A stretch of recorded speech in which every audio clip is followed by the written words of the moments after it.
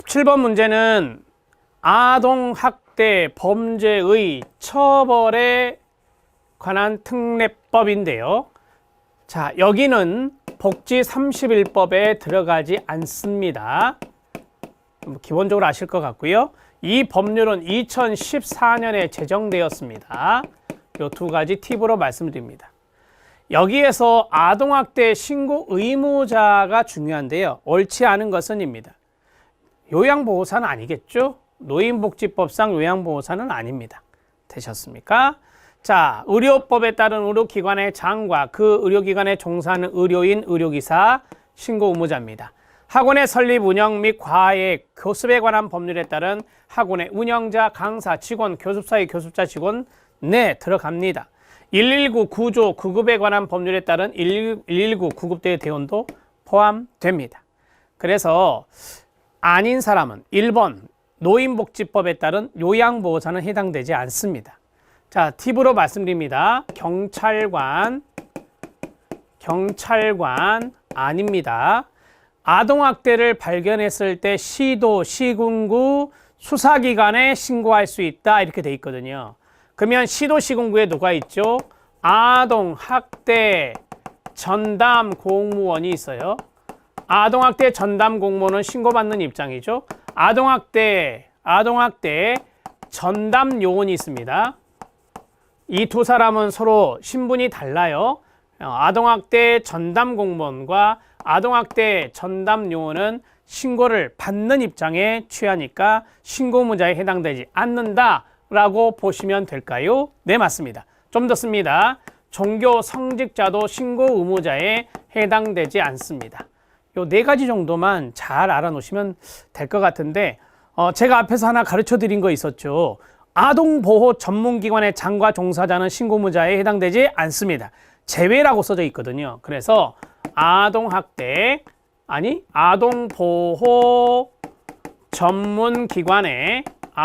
전문기관의 장과 종사자, 자, 이 사람은 신고 의무자에 해당되지 않는다. 이렇게 정리하시죠. 한번 읽어보세요. 시작. 경찰관 X, 아동학대 전담공무원 X, 아동학대 전담요원 X, 종교성직자 X, 아동보호 전문기관의 장과 종사자 X입니다. CF, 사회복지 전담 공무원은요? 사회복지 전담 공무원은요? 법에 있는 대로 정리하세요. 사회복지 전담 공무원은 신고 의무자입니다. 이 사람은 신고 의무자에 포함된다. 이렇게 정리하시면 됩니다. 사회복지 전담 공무원과 아동학대 전담 공무원이 별개라는 겁니다. 사회복지 전담 공무원과 아동학대 전담 요원은 별개라는 겁니다. 이렇게 정리하시죠.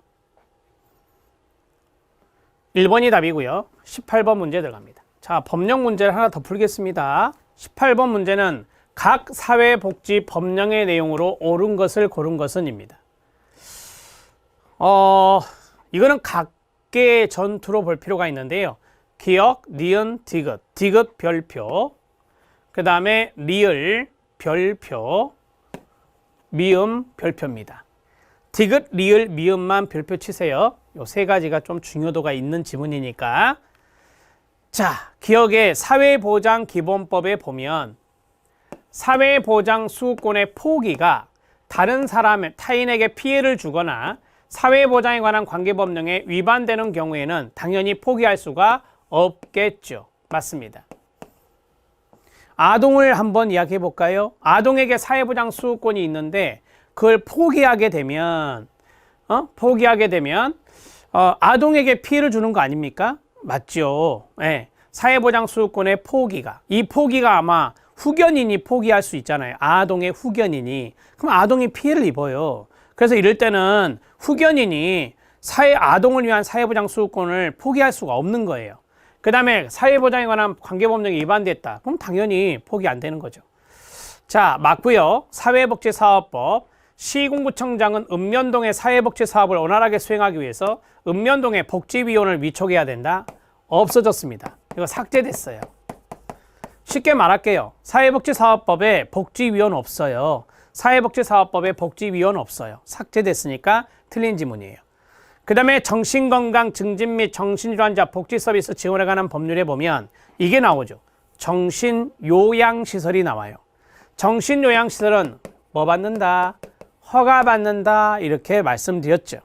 자, 사회복지법인, 기타 비영리법인은 시장, 군수, 구청장에게 허가를 받고 정신요양시설을 설치 운영할 수 있어요. 신고 절차가 아니라. 자, 여기에서 허가 정리합니다. 입양기관 허가 받습니다. 입양기관 허가 받고, 두 번째 사회복지법인 설립. 사회복지법인 설립도 허가 받습니다. 그 다음에 정신요양시설 허가 받습니다. 청소년 수련시설 시군구청장에게 허가 받습니다. 요 네 가지 정도 기억하시면 돼요. 읽어요. 시작. 입양기관, 사회복지법인, 정신요양시설, 청소년 수련시설, 이렇게 해서 네 가지 정도 허가사항으로 기억해 주시기 바랍니다. 자, 지금 기억 하나 맞았습니다. 자, 계속 리을 들어갑니다. 국민기초생활보장법의 목적은 진짜 중요한지 아시죠? 읽어주세요. 시작. 생활이 어려운 사람에게 급여를 실시하여 이들의 최저 생활을 보장하고 자활을 돕는 것을 목적으로 한다. 맞아요? 네, 맞습니다. 여기서 중요한 곳이 딱 세 군데, 이렇게 세 군데. 생활이 어려운 사람이 대상이고요. 목적 두 가지는 최저 생활 보장과 자활을 돕는 거다. 기억해 놓으시기 바랍니다. 맞습니다. 아동복지법에 아동복지관은 삭제되었어요. 없어요. 아동복지관 자체가 없다고요. 법조문에. 자, 그러면 지역사회 아동의 보호, 교육. 이 교육이 딱 보면 생각나는 게 공부방이잖아요. 아이들 공부방을 법에서는 뭐라고 해요? 지역아동센터라고 하잖아요. 그래서 이 복지관 자리에 지역아동센터가 들어가야 돼요. 지역아동센터 이렇게 들어가야 됩니다. 지역사회 아동의 보호, 교육, 건전한 놀이와 오락의 제공, 문화활동도 하거든요. 보호자와 지역사회 연계 등 아동의 건전 육성을 위하여 종합적인 아동복지 서비스 제공하는 시설은 지역아동센터가 됩니다. 자, 그러면 기억과 리을인가요? 답은 1번입니다. 사회보장기본법의 내용이 맞았고 리을에 있는 국기법 내용이 맞았으니까 기억과 리을이 맞습니다. 자, 정리가 되셨죠? 미음이 뭐라고요? 지역아동센터는 교육을 찾아라. 공부방을 연상하는 것이 가장 빠르니까요. 19번 문제 들어갑니다. 타당도 유형과 사례 문제인데요. 자, 옳지 않은 것은 이다. 이 문제 별표. 우리 시험에 타당도가 이렇게 사례 문제로 나오는 것은 드뭅니다. 근데 이거는 나오면요, 정말 뭐랄까 변별도가 생겨요. 그러니까 이걸 맞춘 사람이 적고 이걸 틀린 사람이 많을 겁니다. 타당도 문제는 이제까지 뭐였느냐면 이거였어요. 측정하고자 하는 것을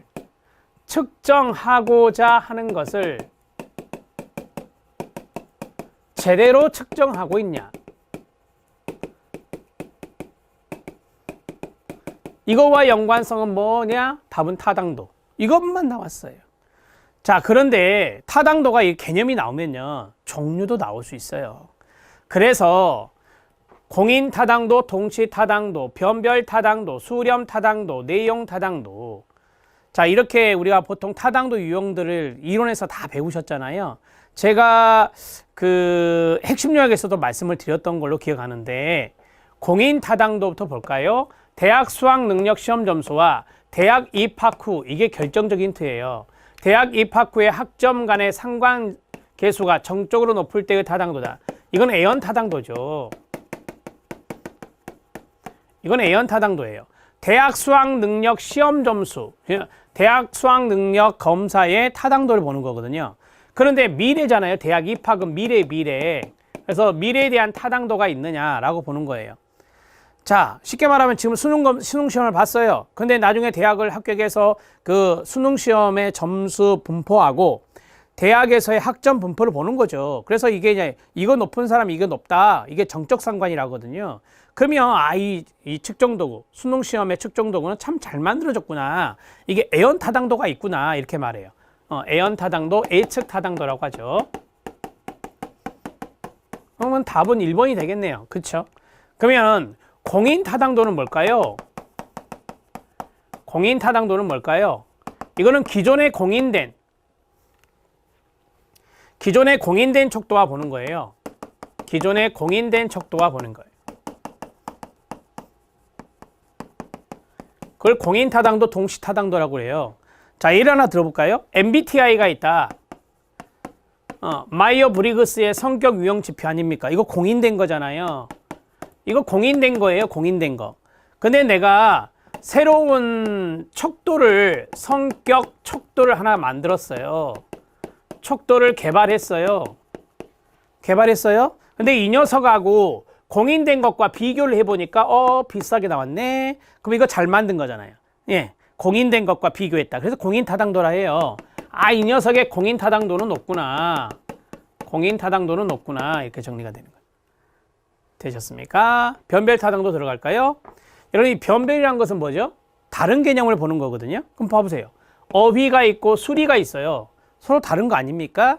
어휘력과 수리력을 측정하는 검사 도구의 경우 어휘력과 수리력의 상관관계가 낮게 나타날 때의 타당도다. 맞죠? 어휘력과 수리력은 서로 다른 개념이니까 상관관계가 낮게 나타나야 돼요. 다른 개념이니까. 이걸 변별 타당도라고 하거든요. 그러면 수렴 타당도는 뭐냐? 학업 성취도를 측정하기 위해서 주관식 시험과 객관식 시험을 봤어요. 내가 보고자 하는 건 학업 성취도 하나밖에 아니에요. 근데 시험 문제 형태가 달라요. 주관식, 객관식이요. 그랬을 때 주관식 시험과 객관식 시험의 결과에 상관관계가 모두 높게 나타났을 때의 타당도. 맞아요. 수렴 타당도는 같은 개념을 보는 거예요. 그래서 학업 성취도라고 하는 같은 개념을 하나는 주관식으로, 하나는 객관식으로 봤을 때 두 가지가 비슷하게 나와야 바로 수렴 타당도가 있다. 이렇게 말하는 거죠. 자, 내용 타당도의 가장 중요한 건 바로 이 단어예요. 전문가예요. 전문가. IQ 검사 도구 개발 시 IQ와 관련된 전문가에 의해 그 검사가 IQ를 측정하기 위해 필요한 검사 문항으로 포함하고 있는지 여부를 판단하는 거죠. 전문가가 판단하는 거예요. 자, 전문가입니다. IQ 검사 도구에 대한 전문가예요, 제가. 근데 어떤 사람이 IQ 검사 도구를 개발을 했는데, 자, 그 개발한 걸 나한테 가지고 왔어요. 그래서 내가 이거 IQ 검사 도구로 적합한지, 문항들이 잘 들어가 있는지 봐주십시오. 나한테 말할 거 아니에요. 그럼 제가 잘 들어가 있네. 오케이, 타당도 있어. 그러면 이제 내용 타당도가 확보된 거예요. 전문가의 판단을 받는 게 내용 타당도거든요. 맞습니다. 답은 1번이죠. 하실 수 있죠. 우리 전공서적에 보면 이런 사례들이 다 들어가 있어요. 그래서 이 사례 문제를 전공서적을 보고 출제하기 때문에 전공서적에 있는 사례 하나만 딱 주고 타당도 물어볼 수 있어요. 예를 들어서 이거를 박스 처리한다. 그러면 A형 타당도가 되고, 이것을 박스 처리한다. 그러면 변별 타당도가 되고, 이것을 박스 처리한다. 그러면 수렴 타당도가 되고, 이것을 박스 처리한다. 그러면 내용 타당도가 되는 거예요. 그런 문제 생각할 수 있다니까요. 근데 그걸 저는 4가지를 세팅해 드린 거예요. 그래서 체킹하실 수밖에 없겠죠. 답은 1번이었습니다. 공인 타당도가 아니라 A형 A측 타당도입니다. 대학 입학 후가 결정적 힌트가 됐습니다. 20번 문제, 방어 기제와 그 사례입니다. 옳은 건데 별표. 왠지 아시죠? 최근에 방어 기제 문제가 많아지고 있어요. 사례 문제까지 나오고 있어요. 개념 문제는 포함해서. 사랑하는 사람을 사고로 잃은 사람이 그 죽음을 인정하지 않는데, 이게 말 그대로 부정하는 거잖아요.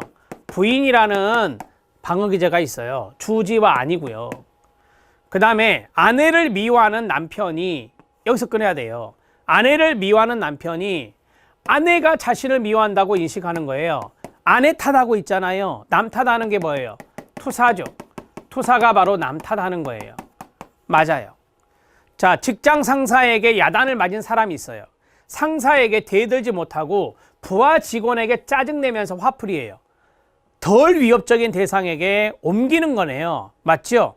자신의 충동, 짜증 이런 것들을 덜 위협적인 대상이, 부하 직원이 덜 위협적인 대상이니까 옮기는 건 뭐라고 해요? 전치, displacement, 전위라고 하죠. 합리화 아닙니다.